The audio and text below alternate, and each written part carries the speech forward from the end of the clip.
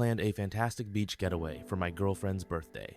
She bailed to hang out with her friends, and it all went downhill from there.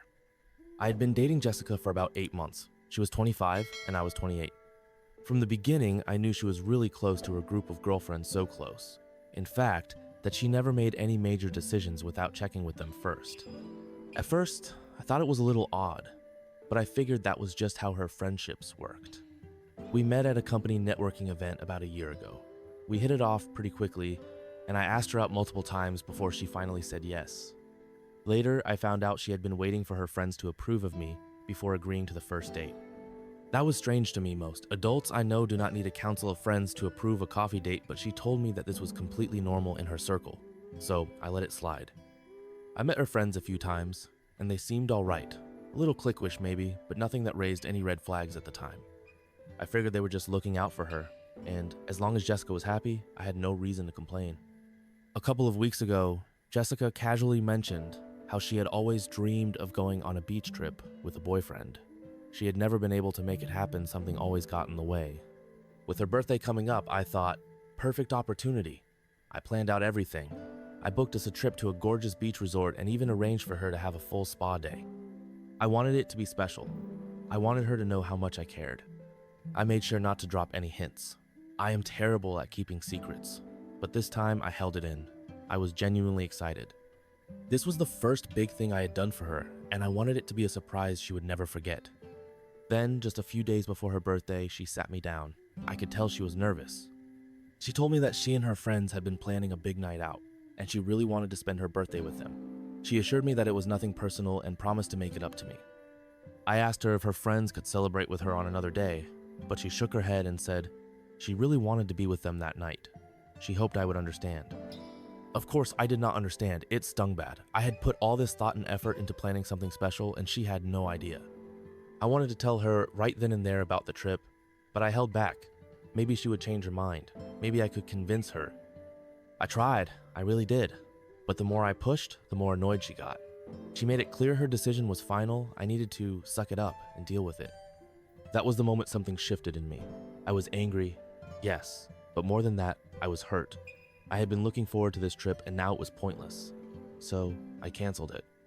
I lost some money in the process, but I did not care.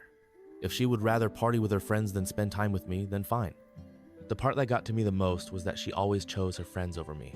Every single weekend she was out with them. I never made a fuss about it because I knew how much they meant to her. But this time, it was different. I thought her birthday would be something she wanted to share with me. I guess I was wrong. I did not even tell her about the trip. What was the point? The surprise was already ruined, and I had no intention of making her feel bad about it. Her birthday came and went. She went out with her friends and had a blast. I stayed home, feeling like an afterthought. My friends thought it was weird, but I tried not to dwell on it. Then, the next day, Jessica came over, acting as if nothing had happened. She was all smiles, telling me about how much fun she had, how wild the night got, how her friends got her completely wasted. She did not even notice how quiet I was or how upset I looked. At some point, I felt my emotions getting the best of me, and I knew I needed a moment alone. I excused myself to the bathroom, splashed some cold water on my face, and tried to get a grip. I needed to talk to her about this. I needed her to understand how much she had hurt me. When I came back, I noticed her holding my phone. Her expression had completely changed. She looked furious.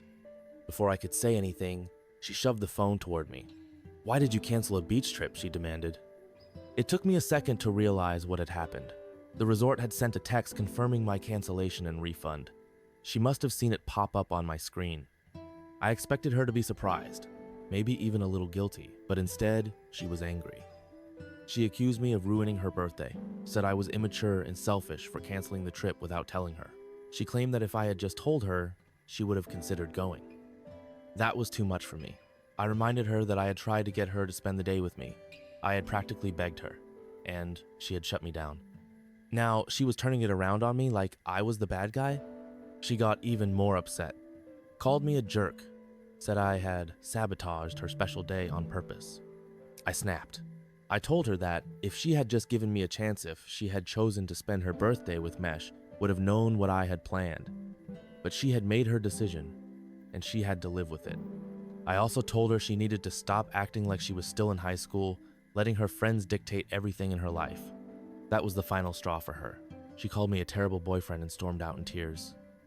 It has been 2 hours since she left. At first, I felt relieved. I had finally said what was on my mind, but now I feel awful. I keep picturing her crying, and I hate that I made her feel that way. Still, I do not think I was wrong. She is an amazing person, but her attachment to her friends is something I have struggled with from the beginning. It is like she prioritizes them over everything, including me.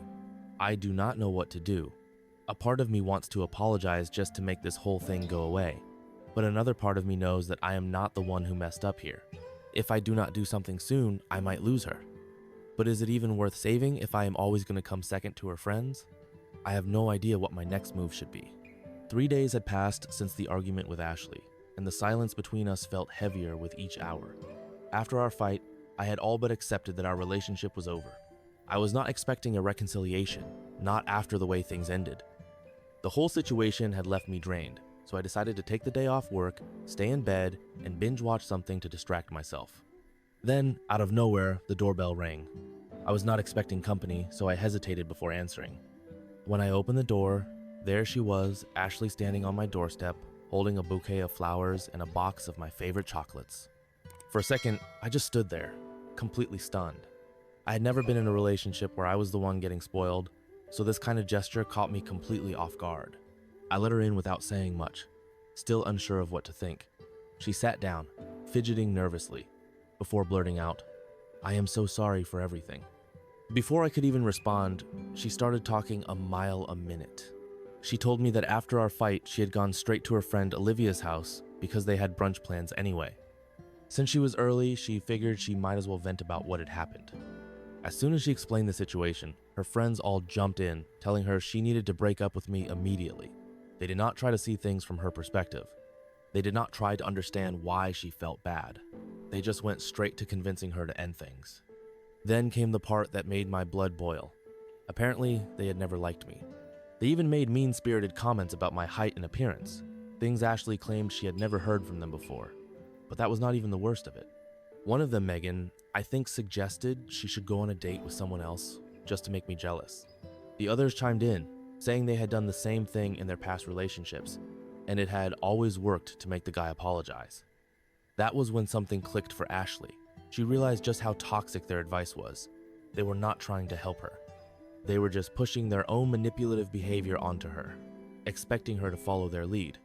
She told them she would not do that, and instead of respecting her decision, they mocked her, called her weak, said she was too soft for not wanting to teach me a lesson.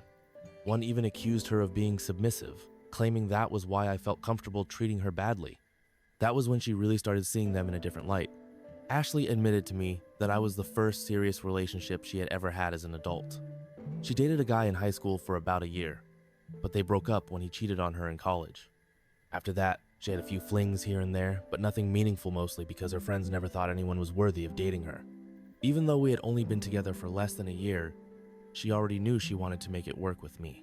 But the way her friends laughed about hurting me, the way they dismissed her feelings so easily, made her realize that maybe, just maybe, they were the problem. They had been posting things online just to make me look bad. And when she saw that, she knew she needed to apologize.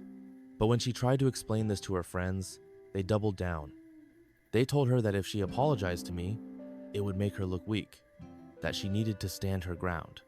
When she disagreed, they turned on her. They gave her an ultimatum: she could stay friends with them or she could go crawling back to me. Ashley said she was stunned that they would even say something like that. At first, she was scared. They were the only real friends she had. If she walked away, she would have no one. That was why she spent 2 whole days locked in her room, doing nothing but crying and eating ice cream, trying to figure out what to do. But by the 3rd day, she had woken up with a clear head. She realized she would rather be with me than stay friends with people who did not truly care about her. That was when she decided to come over and make things right. I let out a deep breath, still processing everything she had just told me. But then, without even thinking, I pulled her into a hug. Neither of us said anything. We just held on to each other, both feeling relieved. 2 days had passed since we got back together.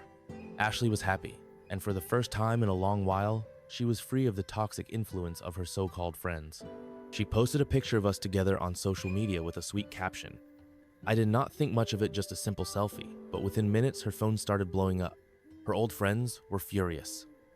They accused her of betraying them, said she had broken the girl code, and called her weak for getting back together with me. They demanded she delete the post. Ashley did not even hesitate. She told them she did not care anymore. If they wanted to cut her off, they could go right ahead. And so they did. They kicked her out of their group chat. I thought that would be the end of it, but these women were vindictive.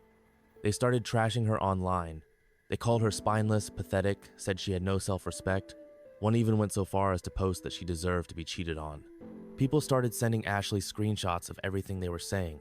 Even though she had blocked them, their words still reached her. I asked if she wanted me to get a lawyer involved, maybe send them a cease and desist to shut them up. But she shook her head. That would just make it worse, she said. I felt helpless. There was nothing I could do except watch as these awful people tried to tear her down. It made me sick. But then, the next day, Ashley made a decision. She had had enough. Her so-called friends had spent the last day trashing her online, acting like they were some kind of victims. But Ashley knew their dirty little secrets. She had kept screenshots of their group chats, years worth of messages. In those messages, they had gossiped about every including people they pretended to be friends with. They had mocked people behind their backs, spread nasty rumors, and said things that would definitely not sit well with others if they found out. So Ashley posted them. She tagged everyone they had talked about and exposed everything. Her post exploded. Her old high school classmates turned on them almost instantly. People flooded the comments, calling them out, dragging them for their hypocrisy. Ashley even unblocked them just so she could watch them struggle to defend themselves.